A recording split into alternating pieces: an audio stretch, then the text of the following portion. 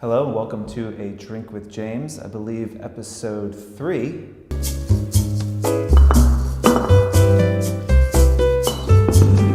This week we're a little delayed in filming because Rich and I had our birthday party on Wednesday night, and I was supposed to film on Thursday, but the thought of drinking whiskey at 2 p.m. on Thursday was enough to make me want to vomit. So actually drinking it probably would have definitely gotten me there. So it's Friday afternoon. We're drinking, I'm answering questions. This should be fun. Yeah, JC, so this is one we get all the time. How many times did you post to Instagram? First, hold on. Okay, so, there's this prevailing idea in startups that's just like test everything. And I think that you could take that for your own accounts as well and for your Instagram.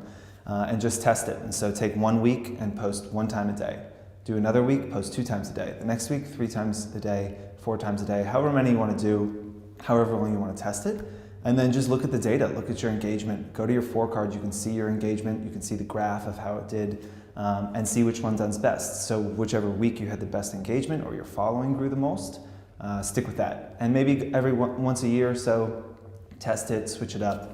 Because as your following grows and changes, the amount of times you can post kind of changes as well. I find that people who are a little bit lower down maybe should post a little bit less. People who are a little bit bigger, they can stand to post a little bit more. But it's different for everyone, so I'd encourage testing it. Yeah, so how do you turn down brands but not turn them away? Is really the question. And it's tough, because one, I know you guys are getting so many emails, and a lot of them don't make sense for you, and you're not going to do them, and it feels like a waste of time. I think with anything, just be nice, be sincere. There's this thing called the shit sandwich, where you have, good news, bad news, good news. So you start the email really nice, hey, so good to hear from you, etc., etc. Unfortunately, at this time, we're going to have to pass, or we're not accepting collaborations in this space, whatever it might be. And then, so nice that, thanks again for reaching out and can't wait to talk to you. Hope we get to work together in the future. That's a classic shit sandwich. Good, shit, good. That's generally like a nice way to kind of think about it. And then, should you reply to every single email? I'd say yes. I know it's a pain. There's things you can use, one being Text Expander, which you should check out. But it lets you create canned messages in your emails. So you could kind of create that, that message where you're saying no and just put it into emails really quickly.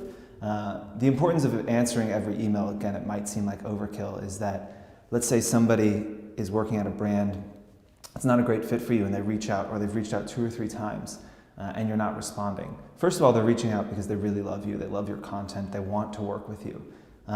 So then you don't respond, and then they move to a really great brand, right? And you reach out and you say, I'd love to collaborate, but it's that same person who used to do PR for the brand that's not so good, who you ignored for years, and now you're reaching out asking for something.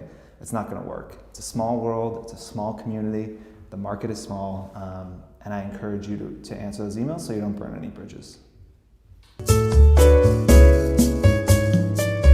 Yeah. How do you get more visible on 4 card? First of all, I want to address something Allison said, which was she thought that I should be drinking the Bullet with some rocks. So I'm just going to grab one here. It's hard to move in a Tom Brown suit. How do you become more visible on 4 card? A question we get all the time from influencers. So fairly simply, we track everything that y'all are doing. We track growth rates, we track engagement, we track all these things. And when we see someone with an extraordinarily high growth rate or engagement rates, we highlight those people to our community of brands. And so the easiest advice is just keep doing what you're doing, keep creating great content, focus on engagement, focus on growth, and the platform will kind of pick you up and it will find you on its own. It's the beauty of it. We have 10,000 influencers on the platform right now. So for us to know every single person would be impossible. And so we need to use technology to be smart, to be able to find these people. So focus on engagement and growth, and we should find you. The other thing is that we have hundreds of brands that we work with who use 4Card every day to find influencers for events or for collaborations or gifting, whatever it might be. And a lot of times they don't mention that they found you on 4Card.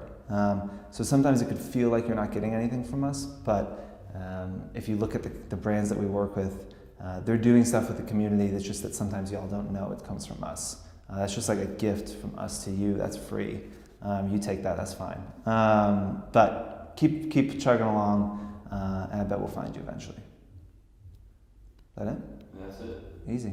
You wanna finish that and say something funny? I could try to.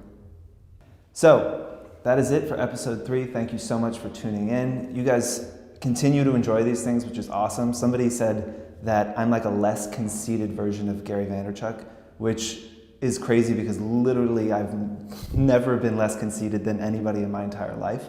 So that was a real thrill. Keep watching, keep sending questions in, #DrinkWithJames. I'll answer them. I'll keep drinking. Thank you. Cheers.